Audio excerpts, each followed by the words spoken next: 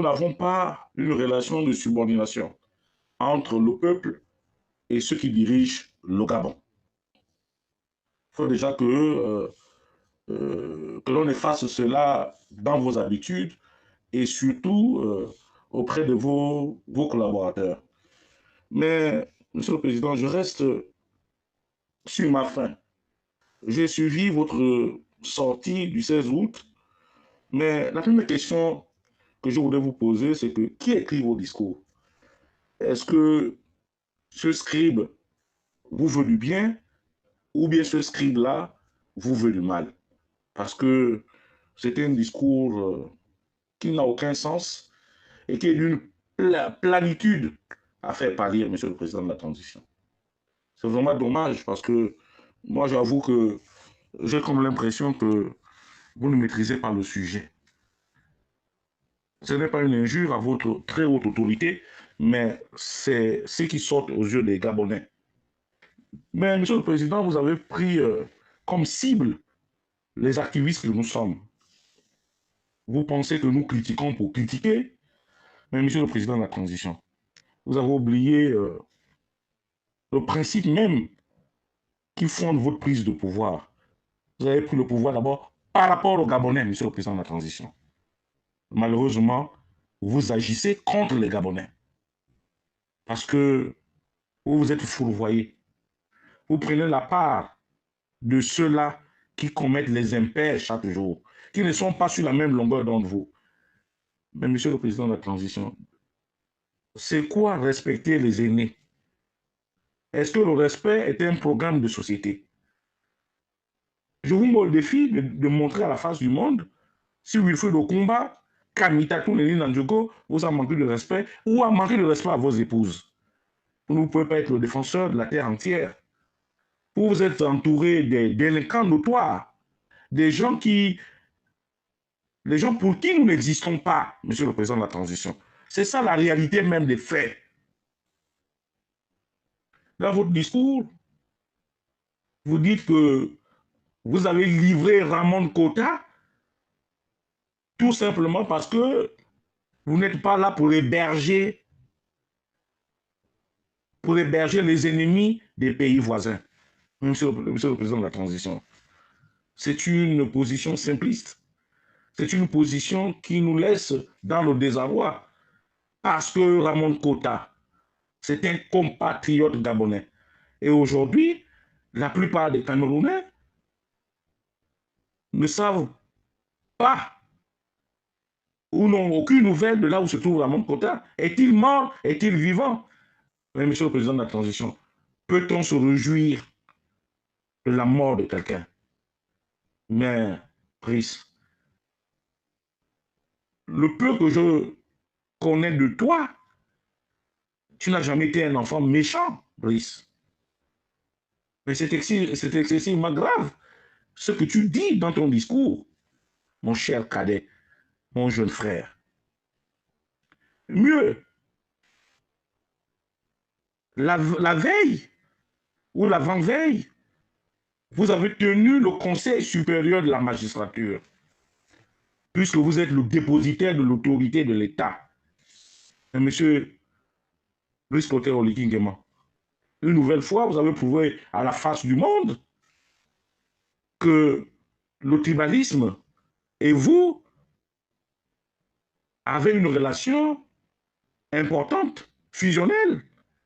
Comment peut-on fanguiniser la magistrature lorsqu'on connaît la relation des femmes avec l'argent, lorsqu'on sait que c'est des personnes sans valeur et des personnes corrompues? Vous vous êtes permis, malheureusement, de remettre la justice aux mains de vos parents-enfants. Mais Monsieur le Président de la Transition, comment ne pas critiquer une telle attitude? Monsieur le Président de la Transition, depuis que vous êtes arrivé, vous n'avez passé votre temps qu'à diviser les Gabonais. Ne compte pour vous que les Batékés de Ngoni et les femmes du canton Bissok. C'est ça la réalité de 1 an de votre magistère, c'est que nous retenons, Monsieur le Président de la Transition. Et c'est dommage. C'est dommage pour quelqu'un qui avait un boulevard devant lui. Aujourd'hui, nous avons compris aisément que vous êtes venus servir la Camorra bongoïste. Vous n'êtes pas venus servir le peuple gabonais. Donc, il revient aux Gabonais dans leur entièreté. Il revient aux Gabonais, ceux qui ont encore le sang gabonais, ceux qui ont encore le sursaut d'orgueil, de vous montrer que nous avons des couilles, monsieur le président de la transition. Et ça, retenez-le pour dit. Nous allons vous montrer que nous sommes des hommes et que nous pouvons réagir, monsieur le président de la transition. Nul n'est infaillible sur cette terre. Et nous savons, nous avons la preuve qu'aujourd'hui, l'armée n'est plus à votre service. Pas du tout. Vous avez les généraux au-dessus, mais vous n'avez pas la troupe, monsieur le président de la transition. Il vous revient à vous, permettez-moi, Excellence, de changer le paradigme, de changer la manière de gérer cet État. Vous ne pouvez pas nous parler d'impolitesse. Lorsque Tosui, le ministre Fang des eaux et forêts, vole 17 milliards à l'État gabonais, nous n'avons pas le droit de parler. Nous n'avons pas le droit de dire ce dont nous pensons. Parce que quoi? Ça ressemble à l'impolitesse. Parce que quoi? Vous êtes le chef de famille. Vous êtes chef de famille chez vous, monsieur Oligui, chez vos épouses et chez vos enfants. Vous n'êtes pas le chef des Gabonais. Vous n'êtes pas le chef de nos familles respectives. Et si les Gabonais vous respectent, c'est tout simplement parce que vous les avez fait rêver en prenant, en arrachant le pouvoir au Bongo. Mais monsieur le président de la transition, comme nous l'ont souvent appris nos grands-parents, il vaut mieux éviter cruel qu'un mensonge aimable. Nous savons que vous faites partie du problème et qu'en plus, vous êtes la solution. Et par rapport à la position que vous aviez lors de votre prise de pouvoir, il n'y avait que vous qui avez la possibilité de faire tomber les bongos, monsieur le président de la transition. Ce n'est pas une faiblesse pour nous, s'il vous plaît. Mais comment, au moment où le Haut-Togo brûle, Mwanda brûle, où Batolo se sert de la comilogue, où Batolo humilie vos parents Teke, Bateke, humilie les Obamba, humilie les Fang, humilie les Banjabi, humilie toutes les populations flottantes de Mwanda, vous faites fi de ne pas voir, monsieur le président de la transition. C'est méchant de votre part. C'est méchant de votre part. Vous faites tout un discours laconique sans tenir compte de la situation grotesque de la SCG, où des milliards sont détournés matin, midi et soir par ceux-là qui gèrent la SCG, par ceux-là qui gèrent votre cabinet.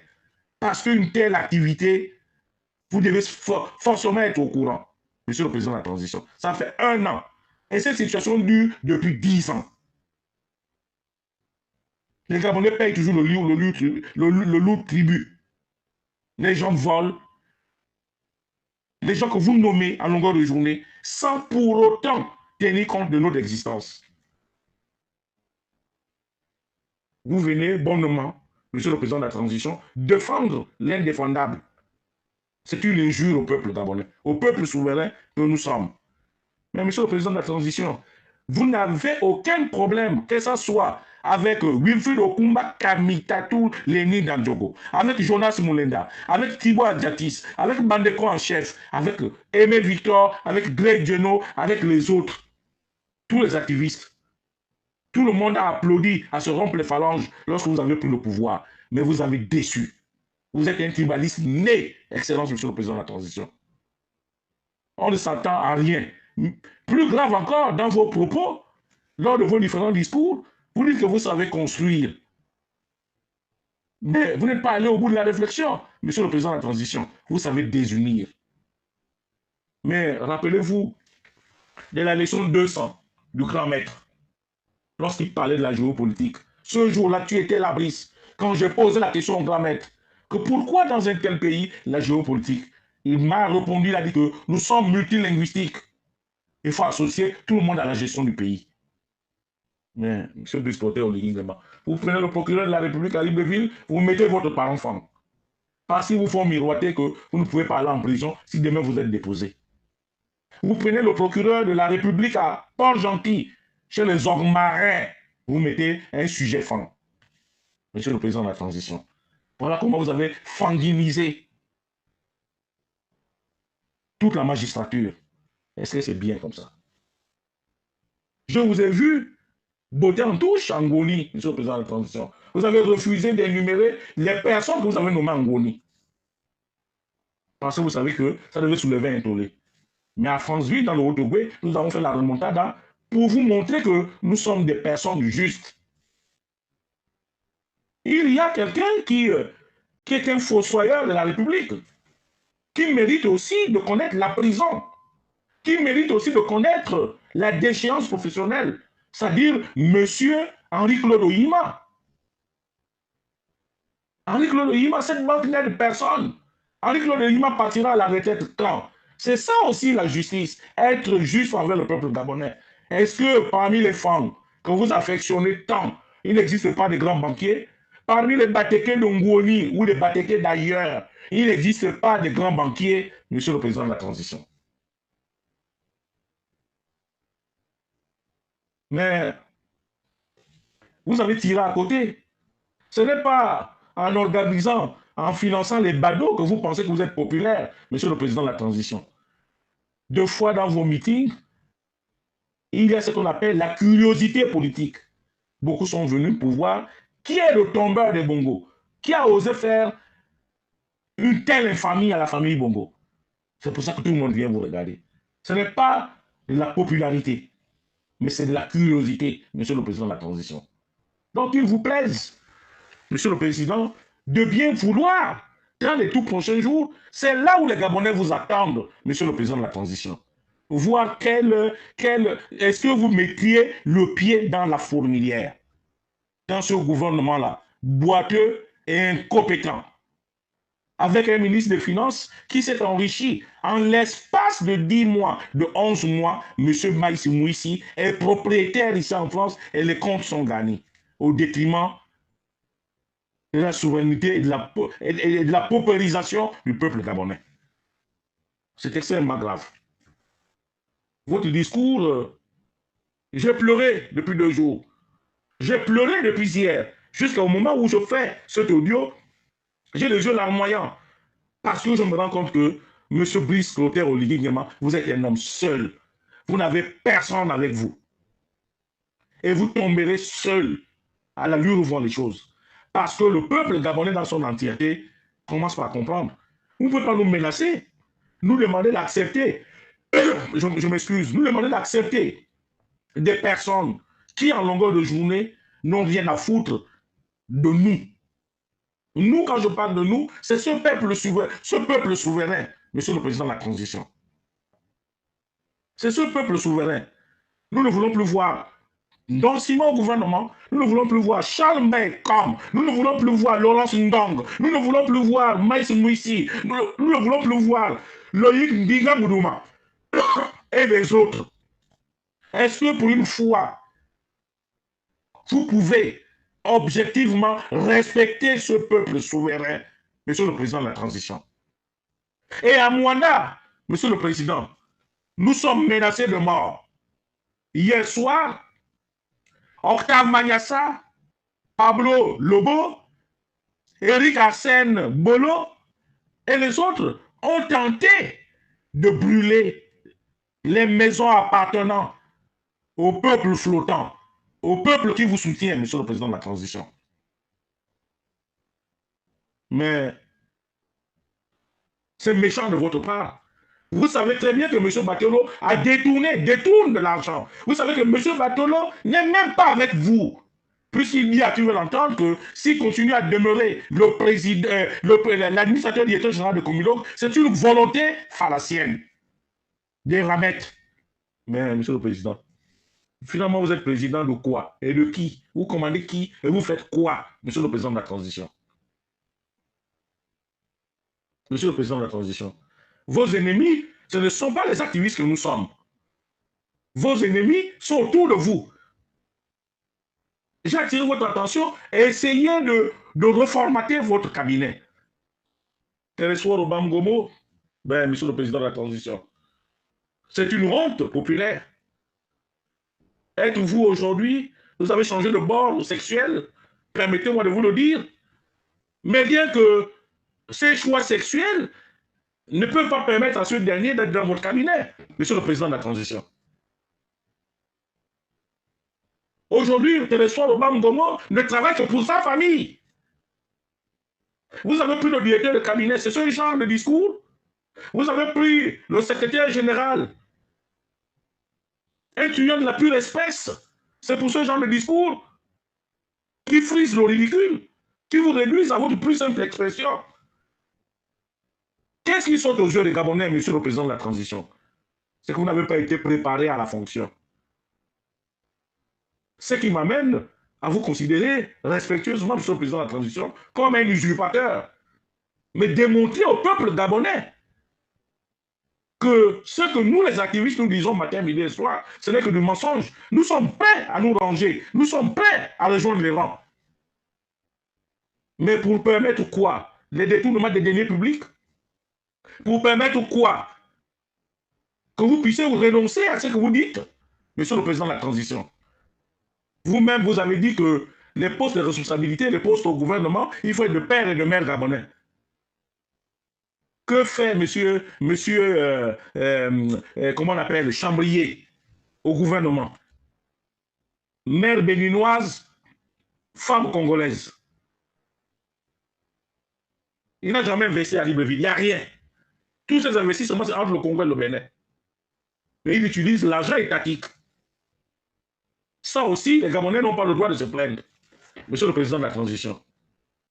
Les délégués spéciaux que vous avez mis dans les grandes villes du Gabon, hormis mon oncle Jean-Christophe Owonongema, qui essaie de se débattre, même si il y a quelques semaines ou quelques mois, il a fait fausse route en acceptant une intronisation camerounaise dans son bureau.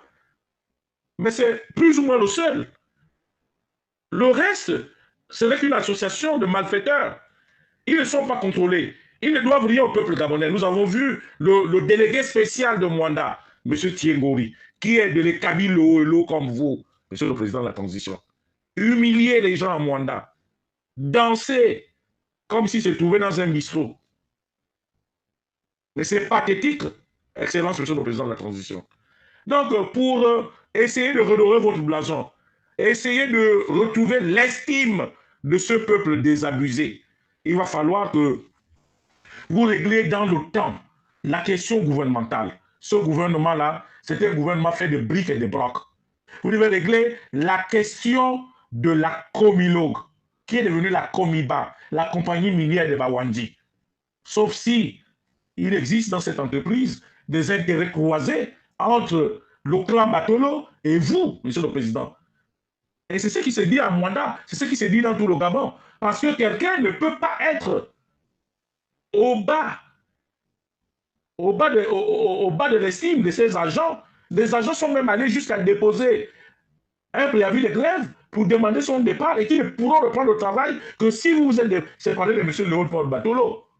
Ça sous-entend quoi? Que la cité que vous faites en Mwanda, derrière les Viconia, c'est financé par la Comilogue. Mais on s'en fiche, monsieur le président de la transition. Si vous avez le respect pour le peuple flottant de Mwanda, si vous avez le respect pour les Mwandais, pour le peuple atogovéen, il va falloir vous séparer de M. Batolo. Il n'y a rien à faire, monsieur le président de la transition. Maintenant, ce qui concerne la situation de la compagnie, de la Société d'énergie du Gabon, là, nous avons vu qu'il y a un problème de fond.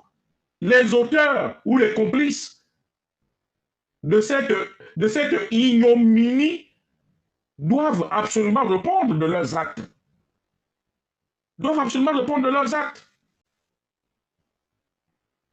Monsieur le président de la transition, votre ministre des Eaux et Forêts, que fait-il là encore? Votre ministre des Transports, le retraité Loïc Ndinga Moudouma, que fait-il là? Votre secrétaire général, le Pablo Escobar, le maître de la Camorra, un certain, comment on l'appelle là, ce monsieur-là.